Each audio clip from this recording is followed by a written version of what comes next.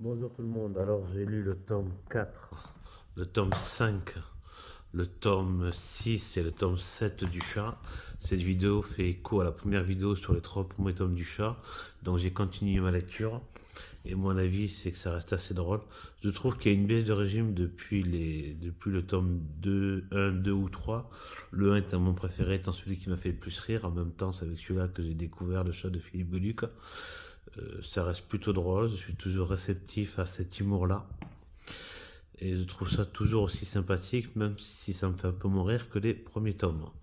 Les dessins restent toujours bien. Après, les bandes dessinées sont d'assez bonne qualité.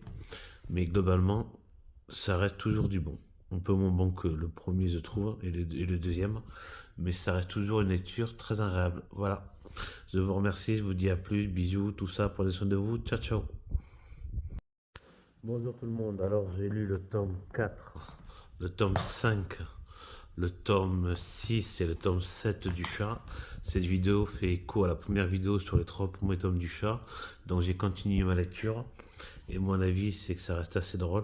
Je trouve qu'il y a une baisse de régime depuis le tome 2, 1, 2 ou 3. Le 1 étant mon préféré, étant celui qui m'a fait le plus rire. En même temps, c'est avec celui-là que j'ai découvert le chat de Philippe Geluc. Ça reste plutôt drôle, je suis toujours réceptif à cet humour-là. Et je trouve ça toujours aussi sympathique, même si ça me fait un peu mourir que les premiers tomes. Les dessins restent toujours bien. Après, les bandes dessinées sont d'assez bonne qualité. Mais globalement, ça reste toujours du bon. Un peu moins bon que le premier, je trouve, et le deuxième. Mais ça reste toujours une lecture très agréable. Voilà. Je vous remercie, je vous dis à plus, bisous, tout ça, prenez soin de vous. Ciao, ciao.